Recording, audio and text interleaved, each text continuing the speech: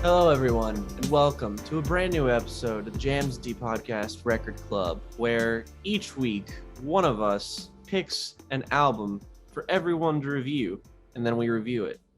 And this week, we're talking about, I think, one of the most quintessentially podcore albums, and a quintessentially podcore artist, in fact. That being, of course, Miss Phoebe Bridgers' debut record, Stranger in the Alps. Good job naming your record after an obscure joke about the television edit of The Big Lebowski. Is what happens when you fight a stranger in the Alps. That is like the single, maybe the only funny or even just remotely lighthearted aspect of this entire release is the album title. I wonder if that was the thought process. She was just like, I'm going to make an album that's just designed to make people feel like shit. So I might as well call it something funny. Yeah, just like a kind of a reminder that Phoebe does have a sense of humor, because the rest of the album is indeed so dour.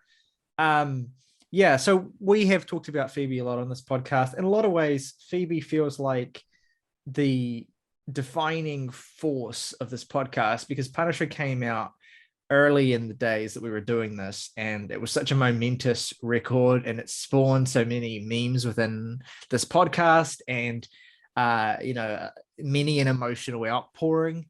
So it immediately came, I guess, to define the dynamic of the podcast as well. It was just this really massive record that came along at this perfect time for what we were doing and to capture, I guess, all the emotions that we were feeling in 2020.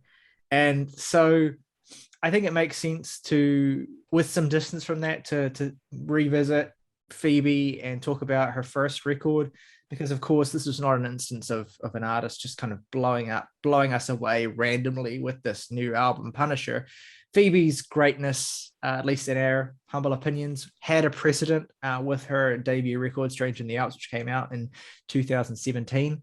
And in a lot of ways, I think that Stranger in the Alps is a defining record in basically the most recent wave of indie singer-songwriter music. Music that has kind of come to be defined as sad girl music, or however you want to term it. Certainly, Phoebe was not the first artist to break big in indie circles with a variant of music like this, but Stranger in the Alps feels like one of the first albums to truly have like crossover appeal, so to speak. And certainly one of the albums that I think made the strongest impression as a debut for its artist, alongside, of course, Julian Baker's debut album, Sprained Ankle, which came out in 2015, maybe earlier than this one. But yeah, so here we are talking about Stranger in the Alps, a record that means a lot to all of us. And I am, of course, by far the newest person to get on board the Phoebe train, even though I've been a fan of hers for years. So I humbly digress to Jake and Morgan to talk about, and again, I think that it's only fitting with Phoebe, with an artist like Phoebe, talk about this album in terms of how you came to encounter it, how it came to be a part of your life, how it came to connect with you, and the personal history that you have with this particular record. Well, this album came into my life purely because of Morgan. In many ways, the fact that Phoebe was there near the inception of our friendship just makes all of this feel like it makes more sense. I remember the first time I ever heard anything by her was months before this came out. It might have been late 2016 or early 2017, but Morgan sent me Smoke Signals because I think that had been released as a single before the album came out, and was just like, this is like the best song I've heard all year, and you need to listen to it. And I'm just like, this is like right as we met each other and we're like getting a sense for like, oh, we both like kind of like music, and Morgan was showing me a bunch of shit. So I listened to it and I was just like, well, goddamn, like even as a musical infant, I was just kind of blown away by Smoke Signals, and then that was what became sort of my anticipation for the record. And as it stands, I have so many memories of like Stranger in the Alps defined my 2017 in basically the exact same way that Punisher defined my 2020. In it was just the album that I kept going back to for any reason. It became a sort of source of comfort, as Phoebe's music often is for me. And it was strange. I had never really encountered anything like it up until that point in my life. It was sort of at the crossroads of my burgeoning musical taste. And I hadn't really yet connected with anything musically that was as comparatively simple as Phoebe's stuff. I was into getting into shit like Radiohead and Pink Floyd and all that shit that you get into when you first discover music. But there was something about all of this that was just kind of wholly captivating. And look, Morgan, he had the foresight. He knew. Younger Morgan was just like, we're gonna need this shit later. So it's time to introduce it to the world, and by the world I mean us. Yeah, I mean, I needed it then. I don't remember exactly how I found the Killer EP, but that was the first thing I heard from her. Oh, gee, and was really captivated by her voice and the presentation of that EP, and mainly just the way she wrote. It's very much at this stage in her career, and it's shifted a little bit, but at this stage in her career was sort of that storytelling heavy flavor of singer-songwriter music, but it was very particular to her. It really showed how much potential she had. So Stranger in the Alps was one of my most anticipated releases like ever at the time. Pre-ordered the vinyl. First vinyl I ever bought alongside Radiohead's In Rainbows, and God, that feels like an eternity ago. But like, it's so strange just because 2017, in the grand scheme of things, that was 5 years ago now, which seems both simultaneously like it was forever ago and also like yesterday.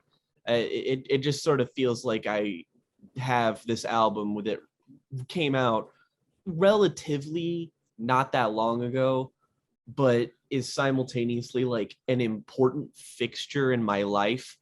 And I think if we're going to talk about this, there's no better place to start than Smoke Signals, the first song on here, which is just like listening to this song in preparation for this was so strange. Because do you ever just have a moment where you start listening to something you've heard for a long time and then you realize, I don't think I entirely know what this song is about? Because when I tell you I've listened to this song hundreds of times, I have. And then it was only recently where I decided to truly like digest the lyricism.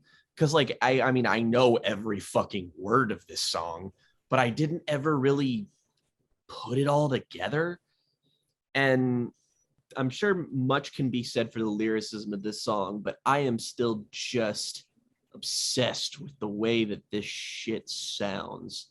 I think Stranger in the Alps, generally speaking, is a remarkable showcase of indie singer-songwriter production, which is maybe one of Phoebe's like most undersold qualities, is that as a sort of musician from like a holistic standpoint, her production is so peerless. The sort of ambient pop nature to her songs feels so dense. Like the first sound you're greeted to on here is this like just really lonely sounding guitar tone, and it feels like deep and watery and thick. and you just kind of lose yourself in it. And then you get that fucking like doom, doom, doom, the fucking Twin Peaks theme bass. Yeah. I've never been able to get that out of my head, just because that's exactly what this fucking sounds like. This whole album sounds like Angelo Badalamenti when you look at the instrumentals. Like all of these really, really, like even on a song like Motion Sickness, you listen to the bass on that, and it sounds just it sounds not miles apart from like a bass tone you would hear on like The Sound of Perseverance. It's fucking nuts. The low end on this album, you could fucking you could knock out somebody with it. It's ridiculous. And credit due there as well to Phoebe's producer and longtime collaborator Ethan Gruska, who is a big part of making her records sound the way that they do. This is just entirely incidental, but he is the grandson of John Williams, the composer. Jesus Christ. But he has had a relatively short career as a producer, but he's worked very consistently with Phoebe on everything that she's done since this record.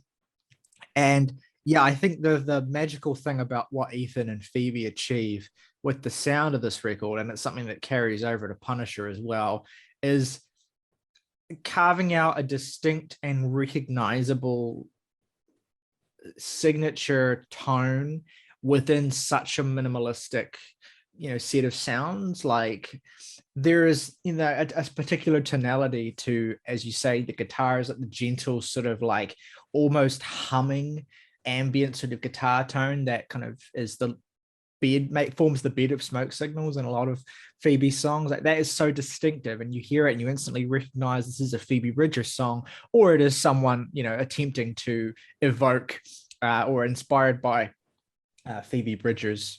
And that is such an impressive and distinctive thing to be able to do, is clearly and singularly evoke yourself with such a stripped back sound palette. And that Smoke Signals is a perfect song. It feels in a lot of ways like it might be the quintessential Phoebe song. It's interesting how both of her records sort of start with a 1-2 punch of like the sort of solemn and very pared back opener, and then the kind of more sort of open, sort of single sounding, more kind of upbeat musically song. And they both, in the case of both albums, those 4 songs all together are kind of like, I think, Phoebe's kind of collective, most iconic and most sort of recognizable and maybe definitive tracks. But I think out of all of them, Smoke Signals might be the one that I like the most, or it means the most to me. It's just such an exercise in artful and restrained and really hard-hitting songwriting. It kind of lays out all of the tropes and all of the aspects of Phoebe's writing style that will kind of come to define her, almost to the point of parody at certain points, and how frequently she can use them and how easy it can be to kind of like, meme them or whatever, but they're just laid out here so perfectly. The way that, so much of her writing is based around reminiscing about kind of forming a childhood memory and kind of stepping inside of it.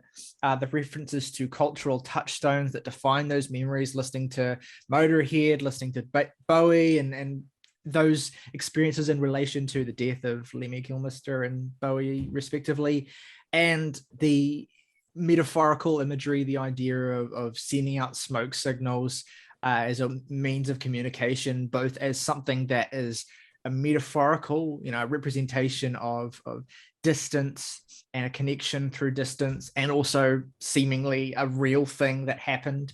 The song, I think Phoebe has made no attempt to disguise it. It's a song about her relationship with her friend, ex-lover, longtime creative partner Marshall War, who plays drums on both of her records, and the beautiful, and also as a kind of co-songwriter with her on some of her material as well. And the beautiful thing about it is how that connection, that emotional connection, feels like the pastness of the fact that it's not the way that it used to be anymore, but also the presentness of the fact that it's matured into something else. is so imbued in the song, and it's a song that feels like so heavy with the history of two people that have known each other for so long, have shared so much. And I like the way that she talks about, you know, how one of his eyes is always half shut, this kind of these little details, things that she knows about him, the little things that he said that she remembers, and listening to it, it's almost impossible not to kind of feel yourself be taken back to any kind of similar memory that you might have, or similar sort of relationship you might have had when you were younger. It evokes that so well.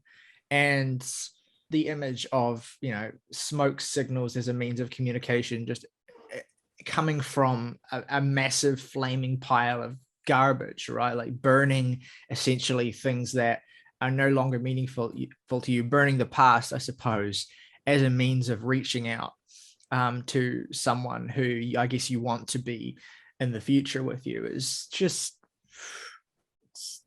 it's beautiful and heartbreaking at the same time. Not to start with blistering hyperbole, but in every conceivable sense, from the lyricism to the production to the arrangements to just the progression of the song, this is one of the best songs ever written. I think it's apt that we talk about this just because an album we talked about recently that, at least I compare Phoebe's songwriting to it a lot, but a songwriter that I think Phoebe shares a whole lot of kinship with is actually early Tom Waits, specifically like Blue Valentine Tom Waits on this album and on this song very specifically. This, like, Smoke Signals and Kentucky Avenue have a remarkable amount of things in common. Both of them, like, Phoebe's songwriting, of course, definitely has the more like personable, more like grounded edge, whereas Tom has always focused on something feeling a bit more kind of unknowable and mythic. But what the both of them have in common is that neither approach is sort of diminished for them. I think one thing that I noticed when I was sort of trying to take in the totality of the lyrics to prepare for this was the position from which the song is written is like, you know, smoke signals, you must have been looking for me, is the sort of vocal refrain. And you sort of see the seeds of something like the focus on emotional dependency that would grow into what we would find out would be Punisher here. And that I think this is sort of a song that's about recounting a relationship that may, at least in this perspective, was probably a lot more important to Phoebe than whoever else was in the relationship with her, which is reinforced by the end, like this song that just gives you this entire history of this relationship between two people and like what their most intimate moments are like and what like defines them being together. And then at the very end, which just is just fucking soul crushing, when Phoebe says, you know, the past is a corridor, and when she holds on the line, I am a concrete wall, and you just sort of like get hit with the fact that it's like, oh, these two people aren't important to each other anymore. You're like, I mean, it's like the end of the movie Blue Valentine, and you're just like,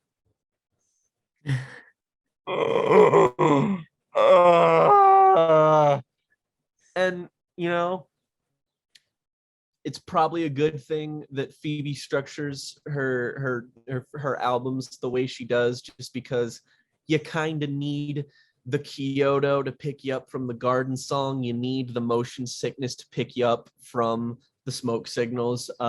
Such a funny way to characterize motion sickness in context. Yeah. But you're right. I mean, but like motion sickness too is like still sort of built around the idea of what precedes it. Like, again, Phoebe, peerless in what I think is just the idea of the construction of a singer-songwriter record in terms of the way that it like flows. I think that maybe like the one sort of definitive, I'd say that this is an album that, while I wouldn't say it's as good as Punisher, I'd say that I love it as much, just for different reasons and for different aspects of my life that it defined, which is kind of pointless. But it's still an album that, even if it doesn't maybe fit together quite as cohesively as the record before it, I still think that like for a debut, this is still like just an astonishingly confident display of understanding the album as an art form, and the way, you know, song to song, the transference of energy and understanding how an album like this is supposed to be consumed and listened to. You have Motion Sickness, which is, again, another song that just sounds terrific. I've heard this song maybe as much as Smoke Signals, just because this is one of the few like really actually successful singles you'll hear of Phoebe's, that like I hear this on the radio like all the time. If it's an alternative station that's playing, like I hear this where I work like every night basically.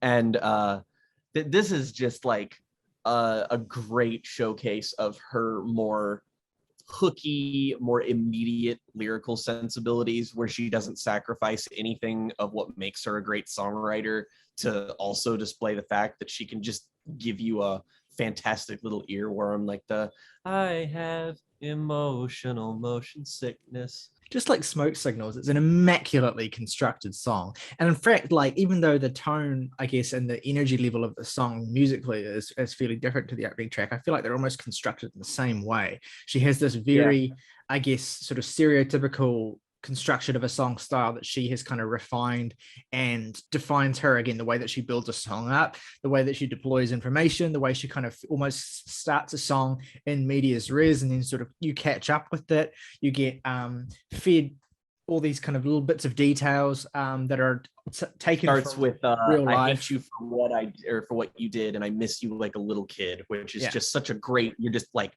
you just get it immediately. Yeah, and she kind of uses those sort of those really beautiful turns of phrase to kind of get you embedded within the emotion of a situation. Then she'll kind of sprinkle it with specific real life details, like being given $1,500 to go and see a hypnotherapist, and then of course the way that she's able to turn, I guess, her emotional state into a really catchy, hooky refrain that is smart, funny, also in a kind of morbid way, and they're ultimately quite ridden with pathos as well, and really emotionally effective. And then, of course, she will sort of really drive this home, and she will kind of riff on this idea a little bit more, and she'll have she's great at crafting really, really perfect bridges as well. I love the one in this song. And then it gives the final chorus so much more impact. It's very sort of classical, 101 songwriting structure, but it has so much of Phoebe's identity in it. And it's something that she draws from and really just executes incredibly powerfully, very consistently. And Motion Sickness, I think, is a perfect song, just as the first song is. And it's one of the most iconic, I think, indie rock singles of the 2010s, especially if you're looking at sort of singer-songwriter singles, and it showcases how talented and adept Phoebe is at crafting an incredibly intimate and raw and emotional song, but making it have this sort of mass appeal factor through skill and craftsmanship without, diluting any of the, sort of simplistic, minimal emotional impact. It's just really great stuff. I hadn't listened to the song in a while, just because for the past couple of years, or at least in like 3 months after the release of Punisher or so, I sort of just, not intentionally, but almost accidentally put Phoebe to the side for a little bit, just because it's like you have some indie underground artist suddenly make it really big, and they have this massive Twitter account and people are posting all the time, and it's just this whole thing that you did not expect it to turn into. So you're just like, I feel the need to step back from this for a little bit. So I listened to this album all the way through for the first time in years now, and it really hit me in particular how I don't think I've ever loved motion sickness as much as I do now. And it's almost impossible to describe why. It's just like in the little moments of the sound of it and the way that she delivers certain lines. It's some kind of indescribable, ephemeral magic. Not that I want to do this track by track, but I have to point out that immediately after this we get Funeral, which is a terrific song. I've always been enamored with the start of Funeral because it starts off with this like distant echoing drone sound. It sounds so far away, but it sounds like enormous. It sounds like immensely heavy. And then like immediately after that, like opening 15 seconds of just like, what the fuck? You just get this like really plaintive sounding sort of guitar strumming. And it's beautiful sounding. And I was always just enamored with that choice. And it's just like, that is a perfect musical microcosm of what this song is about, because the song is about getting in your head and worrying about all this little shit that bothers you and all of your own problems. Meanwhile, there are other like way more heavy and important things that you maybe should be worrying about or considering, or just like, the state of affairs of the world or elsewhere, whatever, that it's just like, that is so much bigger feeling, but for whatever reason, you can't really like reconcile that. It's a musical way of showing like this distant, ominous, looming weight of something grander and more important and scarier, and then immediately segueing into something more intimate and something more personal. And the way that sort of just kind of weighs on Phoebe in this song, the immensely like, she from the get-go, she has been good at just twisting the fucking lyrical knife of just like, here's an entire song and here's a lyric at the end of it that makes every single bit of it make you feel like shit even more, because she'll sing all about this stuff, all this shit that's bothering her, and then I remember someone's kid is dead, and you're just like, well, bottoms up, bitch. From a song construction perspective as well, it's beautiful because it brings you right back to the very beginning of the song. It kind of brings the whole thing full circle to the event that kind of started all of this musing. And Funeral is another one of my favorite songs on this record. And I think it's a great song because it's a song that acknowledges the kind of inherent self-indulgence that we tend to sort of allow ourselves to indulge in the context of experiencing or being peripheral to death, but not kind of being directly in it, but just kind of being peripheral to it. And the ways in which, being peripheral to death, can kind of send you on all these kind of like mental spirals and all these kind of places, thinking about fearing your own death and going on a kind of existential crisis spiral. And it's a song that, acknowledges that is inherently self-indulgent, but also, it's natural as well. It's normal. It's a part of the human experience, but also at the same time, like, it's a thing that kind of takes us over, and that we need a sort of sense of perspective to be able to get through it.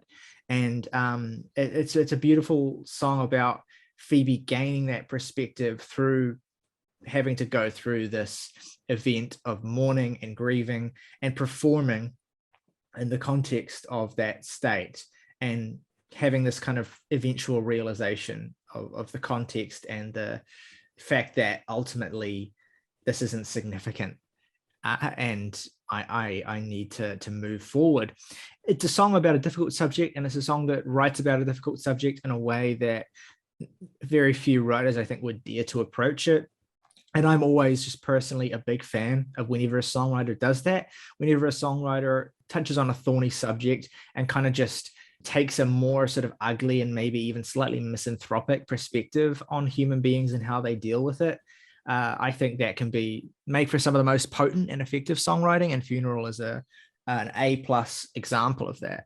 I feel like it's almost like it's like a seed that would grow into like what Punisher became for people, you know, like that the idea of experiencing things that sort of isolate you when the world is falling apart.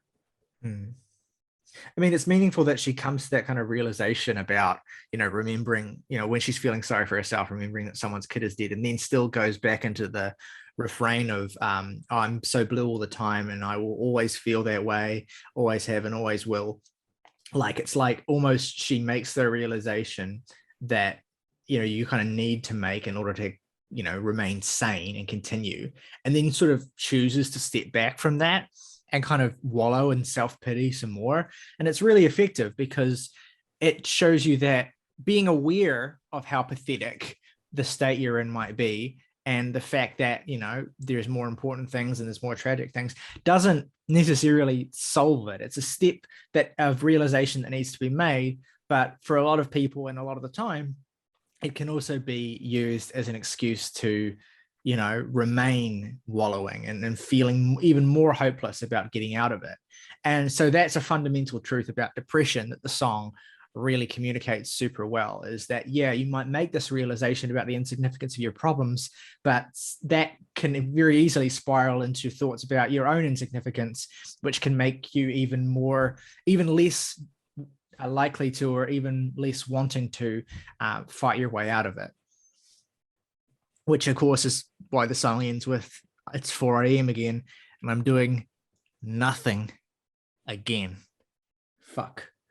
It's definitely one of the most smartly written songs on the record, but I have to come back and emphasize again, the production and sound on this song is unbelievable. I always think of the strings that come in on and Last Night I Blacked Out in my car that play in the background as she sings. Yes. And I like the decision to deploy those on that set of lines. Just press the cheat code button for making me want to cry and throw up. I feel there's another instrumental choice that I love at the very start of what I consider at least to be an incredibly underrated song in Demi Moore, which is sort of about the failure to wholly realize a sense of intimacy that you long for.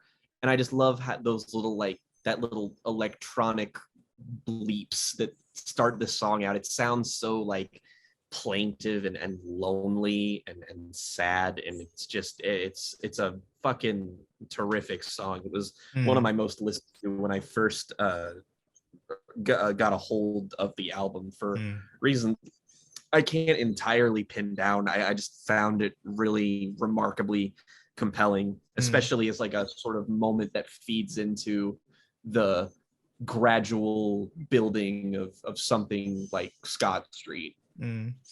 Yeah, Demi Moore is essentially a song about degrading yourself or feeling that you need to degrade yourself to receive affection, and then realizing the hollowness of that affection when it comes from that, and then just sort of feeling even shittier than you did before.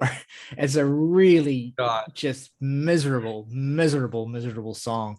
And I like it's funny that it ends with that refrain of "I've got a good feeling." It doesn't happen very often, which in the Genius notes for this song, there's like a thing from Phoebe's Twitter where like someone asked her about the significance of this lyric, and she's like, "No idea, that shit is a lie."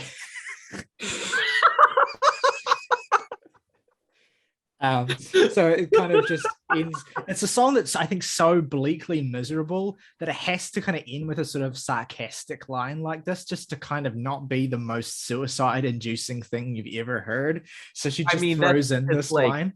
No wonder I listened to this shit so much in 2017, man. That was my whole fucking existence for like 4 fucking years. Jesus Christ. Yeah, and then you bring up Scott Street, which is my favorite song on the album, I think. I think one of the most musically accomplished, and I hate to use the word ambitious because it's so overused, but I guess it applies here in a certain sense because the song is sort of builds up and kind of has more of a sense of grandiosity to it than maybe anything else on the record. And also In fact, I just live within walking distance of a Scott Street. Well, every time I go past it, I die a little inside. I grew up a few streets down from one. I used to walk down it to get to school. And yeah, it's the Scott Street becomes this, this location or this icon that represents, your childhood, revisiting that time and or even just like revisiting an earlier period of your life or a relationship. I guess a lot of these songs are about relationships where, thinking back on that relationship makes you think about a time of your life where you basically were a different person, essentially, and where you maybe were more vulnerable, more, I guess, gullible, more sort of more naive is the word I'm looking for.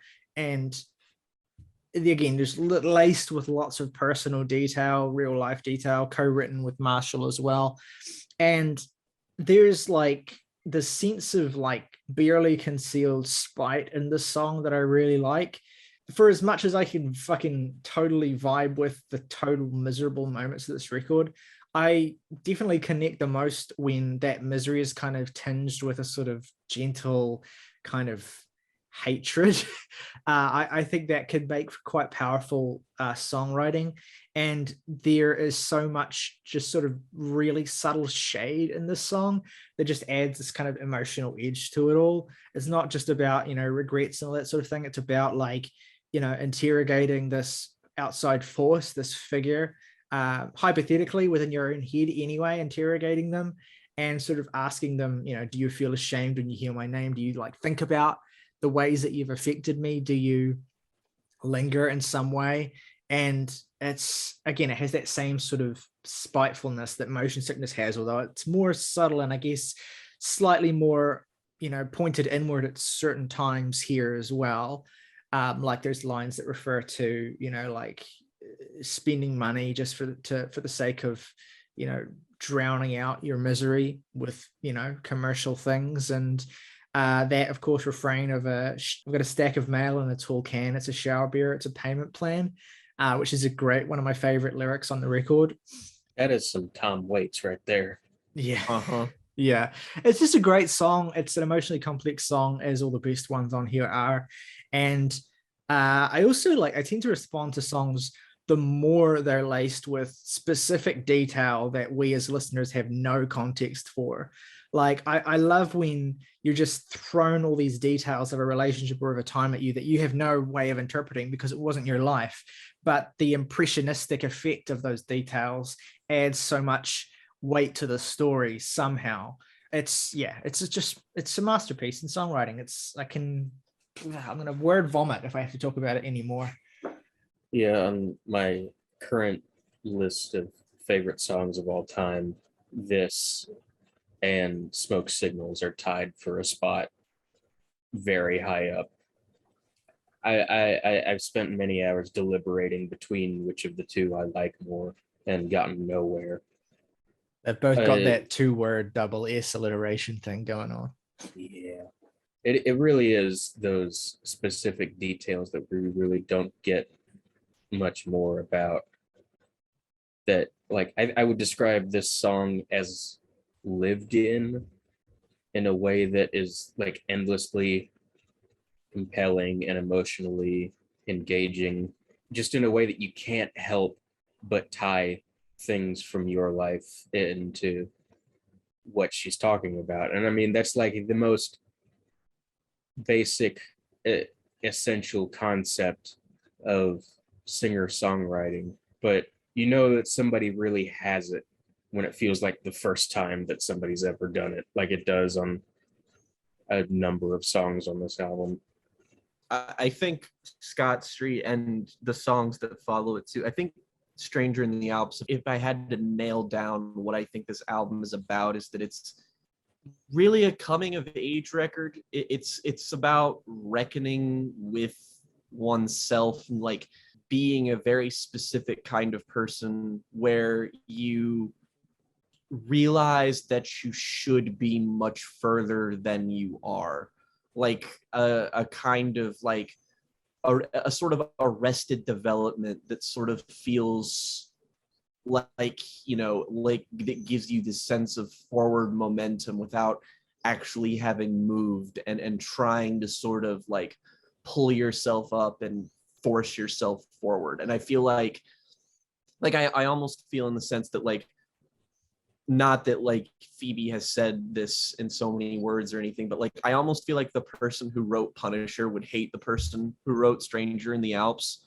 And I feel like that's a sign of like legitimate growth in terms of a sort of an arc of some kind, just because you have these very, very different people when you examine these records under a microscope, at least in my opinion anyway. You have sort of someone who feels very like almost in a reversal of ways, just because the person on Stranger in the Alps feels comparatively like wizened, but almost as if that comes from a sense of juvenile detachment, where it's sort of like all of the things that, like on Funeral, it's like all of the things that truly affect her are things that she sort of realizes she hasn't fully been able to reckon with the larger world at whole. And then you have Punisher, which is sort of an album where it almost feels like you have someone who became so good at trying to compensate for that they have sort of lost themselves. They just don't have any sense of self and are completely emotionally dependent on everything in their life. And it's just a weird sense of stasis. If I could describe Phoebe very broadly, she's great at making songs about feeling stuck in a broad sense of just like understanding where you are and getting to know everything about, like, you know, it's like being in the same room for years. You end up knowing every crack on the ceiling and every bit of chipped paint on the wall, and you feel like you know that like the back of your hand, and then you remember there's an entire fucking world outside this room that I have no fucking idea about. And then you have to reckon with that smallness. She's great at writing songs that are about kind of resigning yourself, and the experience of resigning yourself to a fate that you feel like either you deserve or that regardless you're stuck in, like you say. And the almost like the implication of her songs is like the thing that is kind of implied without being said is that this is all in your head. This resignation, this giving up is something that you choose and that you have to fight, essentially. But I like that Phoebe always kind of leaves that, most of the time anyway, leaves that as the implication, the unsaid thing, because it makes it more powerful when you infer that from the songs as a listener than when she tells you that. And I want to shout out, because I do think that my biggest reservation with this record, whatever, is that the first 5 songs are so immaculate that the rest of the record does suffer only by comparison, I suppose, even though there are some great songs on it. But to illustrate the point I'm making, I want to shout out one of my favorite songs on the back half, which I think is quite underrated, actually. And that is the song Chelsea, which is a song about the relationship between Sid Vicious and his girlfriend and codependent Nancy Spungen. And it is, first of all, again, masterclass in storytelling, masterclass in deployment of detail and in use of metaphor. And just also, Phoebe has this incredible ability to craft these instantaneous lines that stick in your head in really memorable ways. Like, of course, the opening line of this: "For a chemical imbalance, you sure know how to ride a train," which is a really funny line that kind of just pokes fun at like the just inherently biological nature of both depression and also, you know, drug addiction as well, then just situating it in the context of something as mundane as being on a train. Oh, I suppose you could read that metaphorically as well, as a hero and metaphor. But yeah, this song is so laced with great, just so much great lyricism in the song, and the way that Phoebe imbues Nancy's perspective on this song. This is a person who is, you know, has a tragic fate essentially, and again, it comes back to this idea of resignation. Like, the Nancy of the song is resigned to her fate. Like, she believes that she's destined to die, and there's, you know, long before I reach 100 I'll have fallen to the ground. There's this sense of fatalism in the song, and you know, and there, of course, the real life Nancy tragically was stabbed to death, and of course the circumstances surrounding that are unclear and mysterious, but regardless, it's like these were two people who were, you know, horrible for each other, and kind of encourage each other's worst impulses. And so again, there's a parable, a lesson that Phoebe kind of indirectly tells through the song, but it's more powerful for the fact that you have to interrogate the perspective that's being depicted here and come to your own conclusions about it. It's so powerful. And the way she sings, spit the blood back, baby, I'm amazed that you're all right. That's so, like, while she's evoking very clear images of Sid Vicious and Johnny Rotten on stage, like physically spitting blood, like, it also just works so powerfully as this kind of metaphor for a caustic relationship where, you know, every exchange is poisonous.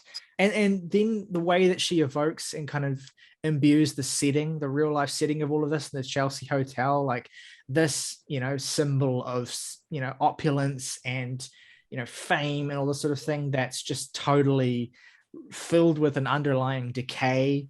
I mean, it's very thematically you know, aligned with something like Stephen King's The Shining, or maybe even more so the Kubrick adaptation than King's book. But there's just so much in here that I love about it. To me, this is a masterclass in all of Phoebe's songwriting. And yeah, and of course, wasn't until I really paid attention to the song that I even realized what it was about, but that only made it more impactful. And yeah, I love the song, and I very seldom see anyone kind of talking about it with any, you know, real tangible depth. And I think it's a highlight of the back half, which again is not short of highlights either. There's other songs that are great on it too, but I figure that maybe if each of us sort of pick a deep cut that we really love and kind of zero in on that, then that might be an easier way of talking about the rest of the album. I'll go ahead and pick mine because I have some complicated thoughts about it. So on the standard album version, the song Georgia, which is taken from the Killer EP and sort of reworked from the ground up instrumentally, it follows the song Killer from the Killer EP naturally, which I think Killer is an improved version from the EP, and the Stranger in the Alps version of Georgia is so deeply inferior to the Killer EP cut that it like sticks in my brain like a fucking, like somebody stuck a thumbtack in there and shook my head up. The album cut is certainly not bad. It's such a great song from the level of its construction to the way it's written that it's, you know, far from bad, but it's like if you had an inferior version of Black on 10. It just, like, placement wise, it would just stick in your craw the whole time it was playing. So, you know, naturally I just make a playlist and I have the album and I just dump in the Killer EP version of Georgia every time I listen to this album. But that song in particular, and the Killer EP version is just so, like, I'm still not 100% sure what this song is really about, but the lyrics are all so vivid and call in such specific imagery, and Phoebe's performance on the Superior version is still one of her best, and the song really comes together with the sort of lap steel guitar that comes in towards the end and ties it all perfectly together. I actually completely agree with that. Maybe it doesn't.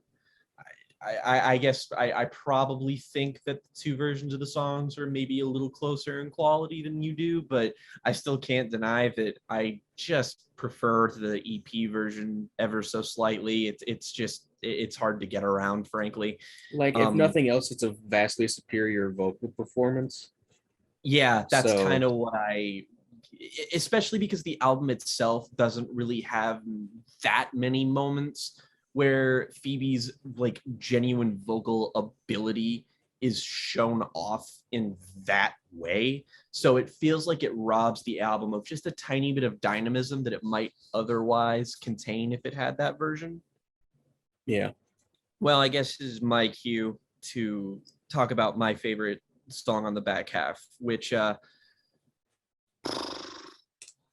okay. Fun fact.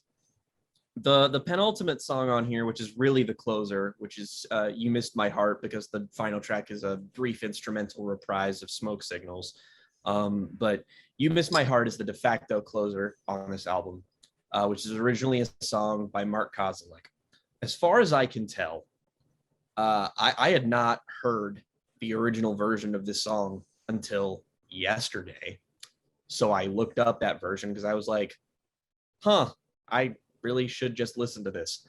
And at least if the version that I found on streaming is indeed the original version of the song, this is a prime candidate for songs whose cover absolutely obliterates the original version without contest, just because the original instrumental on this song is it's bad. I won't mince words. It's not good. It sounds terrible. It's really electronic and bleepy bloopy, and it just sounds awful. It completely undercuts every emotional part of this song, and I don't understand why it sounds like that.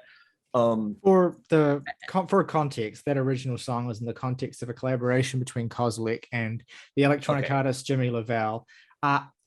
I happen to like the original version of the song, but I will actually agree that the cover here is superior, just because I feel it almost befits Phoebe's style in so many different ways, just the kind of song that it is, more so than Mark's. But I have a huge fondness for the album the original song was on, and so I'll put my 2 cents in there, but also concur with the decision that this is a remarkably fantastic cover, one that is so well suited to Phoebe's sensibilities, and just ends the album beautifully. I'll let you explain why.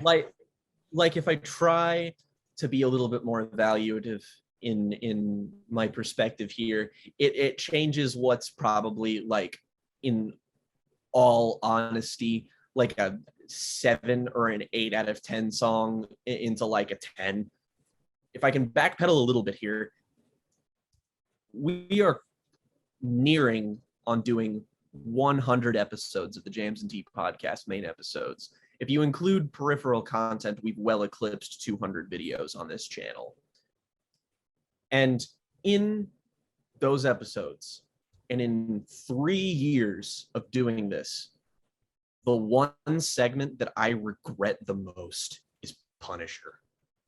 And I think I did a decent job, at the very least, at explaining what I got out of Phoebe's lyricism, but it was way too early in my sort of tenure as a person who talks about things on the internet to have done it with the coherency and just organically and a sound more human. It just sounded like reading off a bunch of notes and then having an emotional breakdown at the end of it. And I wish I could have done what I consider to be my favorite album. I could have done it more justice. And a lot of the reason, the core of why that album was difficult for me to talk about at that time in my life is rooted directly in You Missed My Heart, which is the song on here that I have probably probably listen to the most. It's either this or Smoke Signals. I'm genuinely not sure which, but I always really liked this song just because like I love like it has a beautiful little looping piano in it. That's just it's that Phoebe atmosphere that we talked about earlier that just feels kind of boundless and immersive, and her very like softly intoning voice is so perfect for a storytelling song like this. And I mean, like from a lyrical perspective, I can't really compliment it because it's not Phoebe's song, but at the same time it's still a song that she elected to put here. And just lyrically it's genius. The way the phrase "you missed my heart" is recontextualized every single time it's said in the song is just like a feat of lyrical mastery that few people ever achieve. And you get the first version of that, which is the literal point in the story where the main character stabs someone else, and the person on the receiving end of the stabbing says that they missed his heart, like in a literal sense. And then once it happens again, there's sort of a moment where she captures the person who she was in a former relationship with, and says all of the things that the reasons that she misses this person, and lists all of these things. And the person says that there was one thing you missed my heart, as in it's sort of a way of saying that you are so caught up in your own self-obsession, and you are so deeply caught up in all of how this experience was valuable to you that you still forgot to consider me and my feelings and the things that make me have agency in my own relationship with you, which is why this sort of immature, violent outburst happens to begin with. And then in the story, she goes to jail and then attempts to escape and then is shot and then becomes a ghost that just haunts this place, which is always what the sort of album cover has sort of depicted to me in a way, just the sort of sad, lonely little simple ghost. And I listened to this song amidst, like, I've talked a lot about the sort of the Jake Anderson heartbreak canon, albums like Dying Star by Rustin Kelly, albums like Hello Exile by the Menzingers, all albums that were in heavy rotation during a 6-month-long period in my life that was excruciating emotionally. And Stranger in the Alps was the album at the front and center of those. And it was always mainly for this song. And I never appreciated the sort of poetic irony of the catharsis that I found in this song, is that there was a journey of self-discovery that I think I went on where I found catharsis in it, and then ultimately had to reckon with that I was indeed the main character of this song. And that, to me, is one of the most meaningful journeys I've ever had music take me on. And it had to do with the aesthetic of that song more than anything else. Just the fact that it was Phoebe singing it first and foremost. But it led me down a path of acceptance that I needed to go down.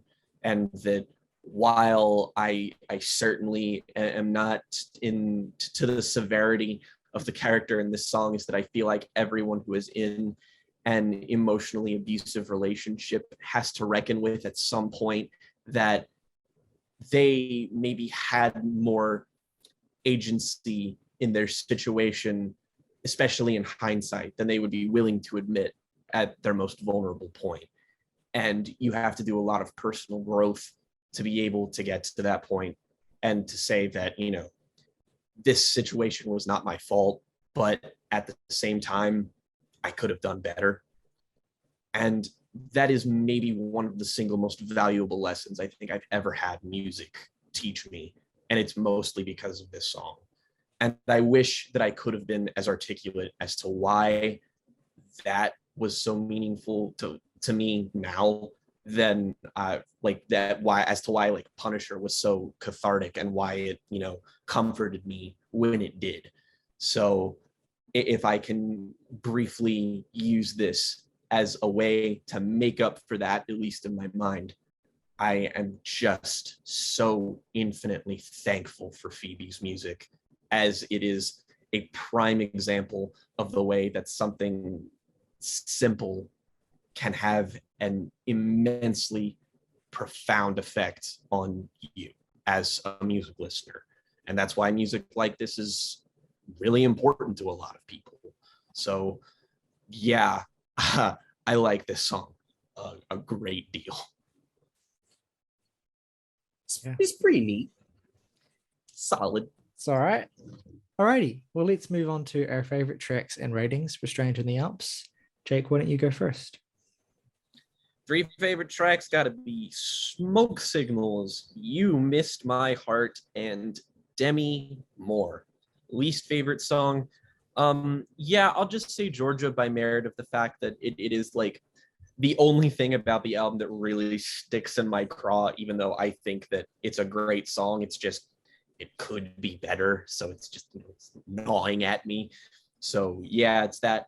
And yeah, give this a hard 9.5 out of 10. One of my favorites. Smoke Signals / Scott Street. That's one thing. I'm not picking between the twixt of them. I'll also shout out Would You Rather and Funeral. I'm really spoiled for choice here. Least favorite. It's probably Chelsea, just because I think it's like an amazingly well written song. But I do find it a little instrumentally redundant, I guess. 9.5 out of 10. My 3 favorite tracks are Smoke Signals, Motion Sickness, and Scott Street. My least favorite is probably Would You Rather. I'm going to give the album an 8.5 out of 10, which gives us an average for Phoebe Bridgers' Strange in the Alps of 9.2. Let us know at home what this album means to you, what Phoebe's music means to you. If this is the first time you've seen us talking about Phoebe, then welcome. You can check out our previous reviews of Punisher, and you can check out we talk about it even more eloquently, I would say, in our best albums of 2020 video as well, which I'll also include a link to as well. And we've also talked about the music of Julian Baker and the music of Lucy Dacus as well, if you're a Boy Genius Clan fan. So you can check that stuff out as well. But let us know in the comments what Phoebe's music means to you, what this album means to you. We'd love to hear from you.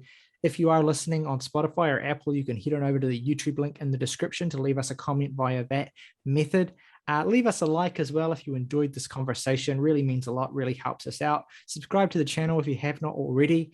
If you want to go above and beyond and support us even further for just $1 a month, you can hit the join button and become a member of the Jams and Tea family. Get to support us directly, get your name featured in the title of every video crawl screen on this channel, plus get cool emojis of our faces to use in the comments. Plus, if you want to recommend music for us to listen to and talk about, your recommendation will go to the top of the pile.